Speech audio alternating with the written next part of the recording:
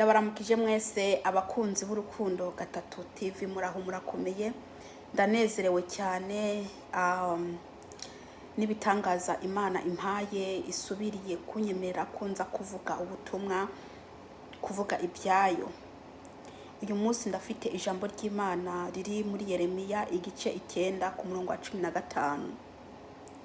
Imana igiye kubanywesha amazi y'ubumara. Bene data, Imana igiye kubanywesha amazi y'ubumara. Nimutihana ngo muve mu byaha. Haleluya. Reka dusenge. Uwiteka Mana Nyiringabo, ndagushima kuri Imana, ndagushima ukuntu usubiye kumpa umwanya wawe mwami. Mana, kuba nabyutse nkaba ndi muzima Mana, ndagushima. Uri Uwiteka niryo zina ryawe. Data, hariho abapfuye ariko mwami, ariko uremera ko abantu bawe babyuka ari bazima, abandi bapfuye kera. Icyubahiro ni cyawe mwami. Ndagushima mwami ku burinzi bwawe bukomeye uriko urarinda abantu bawe. Icyubahiro ni kibi cy'Uwiteka Imana ya Israheli. Mwami, dore ndahangaha nje gukora umurimo wawe. Mwami Yesu, ndakwinginze umpe amagambo yo kuvuga, ntaba ari ngewe nivugira ibyo niyumviriye. Urakoze Kristo Yesu. Ndirukanye Satani n'abadayimoni mu izina rya Yesu Kristo. Ndirukanye imyuka mibi yose mu izina rya Yesu Kristo. Ndakwinginze Uwiteka uburinzi bwawe bunkikuze. Urakoze mwami. Humugisha umuntu wari wese ari bwumve buno butumwa. Ni mu izina rya Yesu Kristo. Amen. Reka dusome Yeremiya igice 9 ku murongo wa 15. Dusome mu izina rya Yesu. Nuko rero uku ni kuhoraho nyene ingabo agize, niwe Mana y'Abisirayeli. Ati, raba, aba bantu nzobagaburira iby'umururazi, mbahe amazi y'ubumara ngo bayanywe. Haleluya. Reka nsubiremwo. Nuko rero uku ni kuhoraho nyene ingabo agize, niwe Mana y'Abisirayeli. Ati, raba, aba bantu nzobagaburira iby'umururazi, mbahe amazi y'ubumara ngo bayanywe. Mwene data kuranyumviriza, iri ni ijambo ry'Imana. Imana iriko iravuga ko igiye kugaburira abantu ibintu bishaririye. Igiye kugaburira abantu ibintu bishaririye, ngo kandi niyabagaburira izaca ibahereza amazi y'ubumara bayanywe.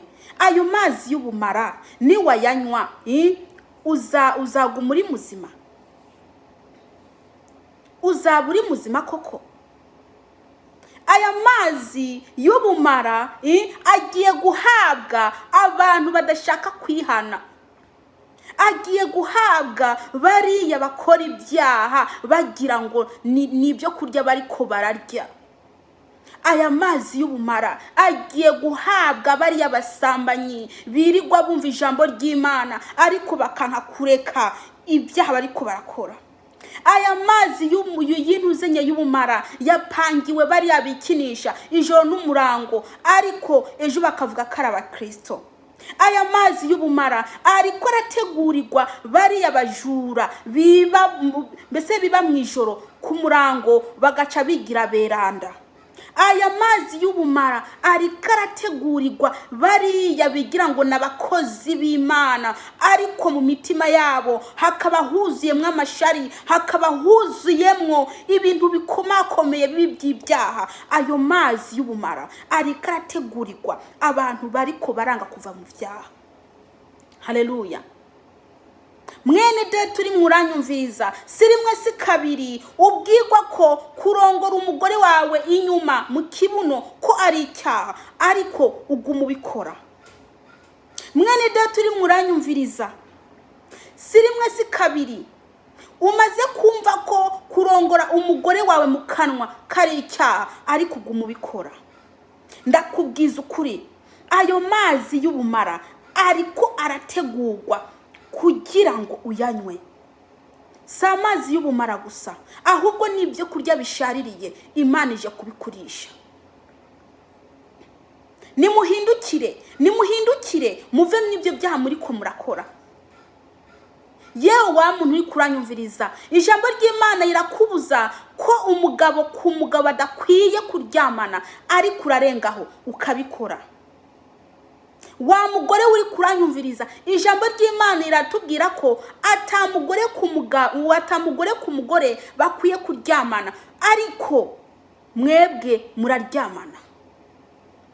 Urafata amagambo y'Imana ukayubika, ugaca wikorera ibyawe. Ariko ndakubwije ukuri, Imana ivuze ko igiye kuzakunywesha amazi y'ubumara, igiye kuzakugabura ibyo kurya bishaririye. Nutihana ngo uve mu byaha, nutihana ngo uve mu byaha, Imana ije kukurimbura. Haleluya. Muri ko muragenda mwambaye ubusa, ariko mukitwa ko muri abakristo. Muri ko murihindura, ariko mukitwa ko muri abakristo. Muri ko murakora ibyaha bitandukanye, ariko mukitwa ko muri abakristo. Ndakubwije ukuri, nimutahindukira ngo muve mu ibyo byaha murimwo, murarimbutse. Imana ije kubagaburira amazi y'ubumara, ije kubahereza ibyo kurya bishaririye. Mwene data, nimutahindukira muragowe. Bariko baguma bakubwira ngo urafite amahoro. Amahoro ntayo ufite. Amahoro ntago yafite mwene data. Ntibakubwira ngo urafite amahoro maze wireme atego urafite amahoro. Amahoro ntayo. Ibyago bigiye kukuzaho. Dore Imana ije kukunywesha amazi y'ubumara. Amazi y'ubumara mwene data.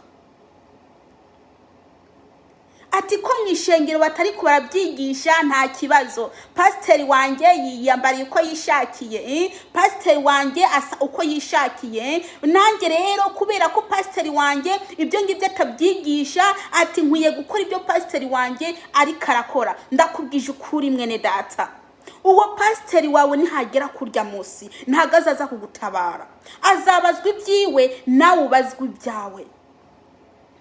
Nukizwe ku gatwe kawe, shaka Yesu ku gatwe kawe, naho ubundi niwakora ibyo uri yari karakora. Buri muntu azabazwa ku gatwe kiwe. Ariko ndakubwije ukuri, yewe wa munyabyaha we utarakira Yesu Kristo nk'umwami n'umukiza, dore ugenda warapfuye. Ubugingo bwawe bwarapfuye. Nta Yesu Kristo ufite muri wewe. Nukumbure ushake Yesu. Dore Yesu Kristo araje. Yesu Kristo ari karaza. Nasanga utarihana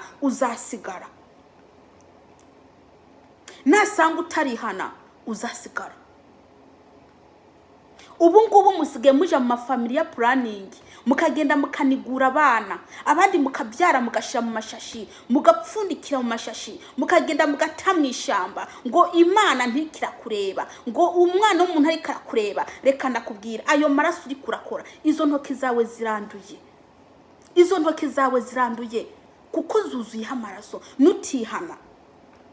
Niyo mpamvu bamwe mugenda ku bagabo mugasanga ntimwabyaye cyangwa ntimubyara. Kubera iki? Ibyo mwakoze mu ibyo bihe bishize. Mwisha abana, mwagiye ma family planning mukiri batoya, mwagiye kwiteza inshinge, mwariye imiti, gusambana kugira ngo ntimubyare, mugasambana kugira ngo ntimubyare. Mweje mwagenda ku bagabo mukabura n'umwana n'uyu, nindi koroka mukayibura, ngo Mana ngo waduhoye iki? Mukibagira ibyo mwakoze. Reka ndababwije ukuri, nimutihana ibyo byaha mwakoze, cyangwa se ngo mwihana ibyo byaha muri ko murakora, Imana ije kubanywesha amazi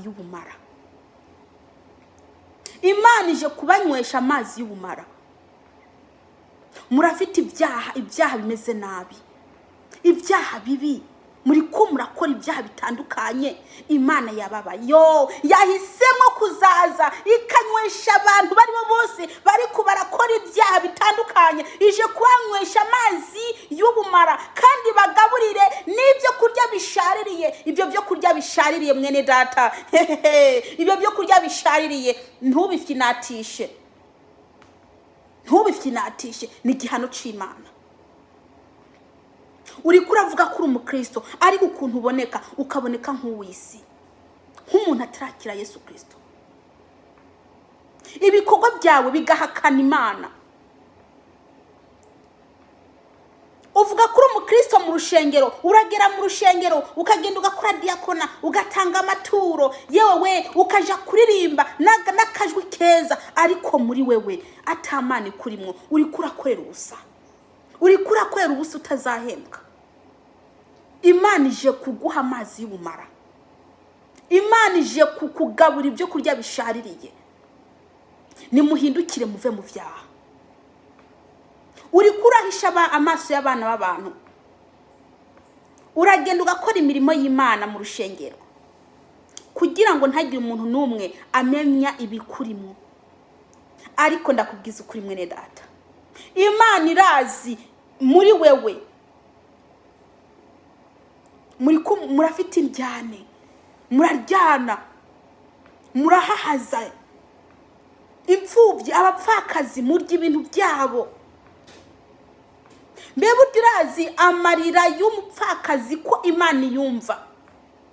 Murazi ko amarira y'umupfakazi ko Imana yumva? Ariko amafaranga, imfashanyo z'abapfakazi muragenda mugashyira amabanki, abandi namwe mugafunguza ishengero kugira ngo mushake ubutunzi, mugaca mutangira kubara abakristo mufite, ati mu mwaka nzaba maze kuronka aya ngaya. Ye babawee, reka ndababwira, Imana ije kubanywesha amazi y'ubumara. Imana ije kubanywesha amazi y'ubumara. Mukumbure mwihane, nimutihana Imana irabaziye. Reka ndababwire bene data, nimwihane kuko ibyaha byanyu byageze ku Uwiteka. Imana yahisemwo kuzabahereza amazi y'umururazi, nako kuzabahereza amazi y'ubumara. Abarishe ibyo kurya by'umururazi. Nimwihane. Ngo nuko rero uko ni kuhoraho nyene ingabagize, niwe Mana y'Abisirayeli ati, raba aba bantu nzobagaburira iby'umururazi. Izabagaburira iby'umururazi. Beneda, muriko murakora ibyaha mukicecekera. Uri kurakora icyaha ugikora unezerewe, ariko ikiri nyuma y'ico cyaha uri kurakora ni ikintu gikomeye cyane. Ikiri nyuma y'icyo cyaha uri murakora ni ikintu kibabaje. Kumbura ureke icyaha uri murakora, ahubwo uhindukire, wihane, wakire Yesu Kristo nk'umwami n'umukiza wawe. Naho ubundi uragowe. Naho ubundi agowe mwene da. Imana ishaka ko duhindukira. Imana ishaka ko tureka ibyaha. Imana ishaka ko tuba abana bayo. Kandi ndakubwire, umwansi w'Imana ni icyaha. Mu gihe uzaba ukiri mu byaha, mu gihe uzaba ugikora iby'Imana yanga, Imana ije kuguha amazi y'ubumara.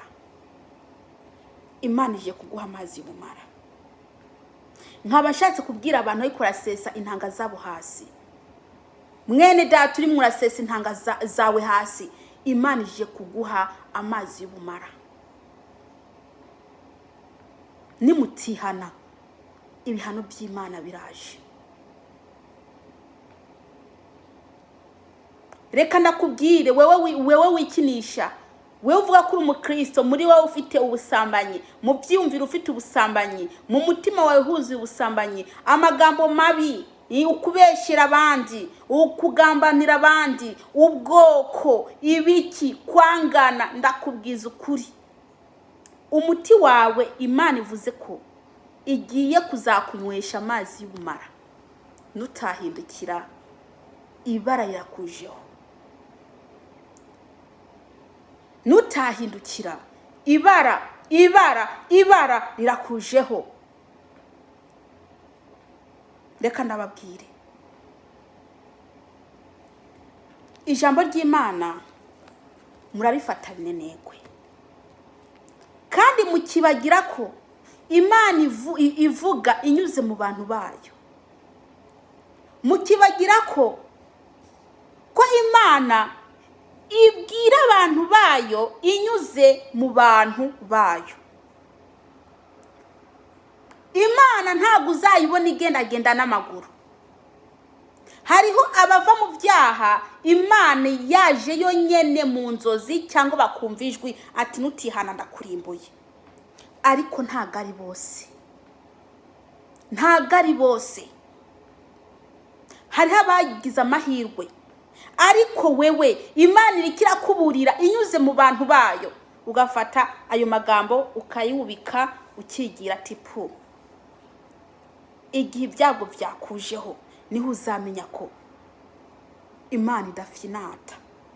Imana ije kukunywesha amazi y'ubumara. Uwiteka Imana nabaha umugisha.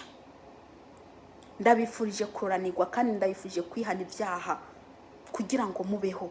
Mwihana ibyaha kugira ngo mubeho bene data.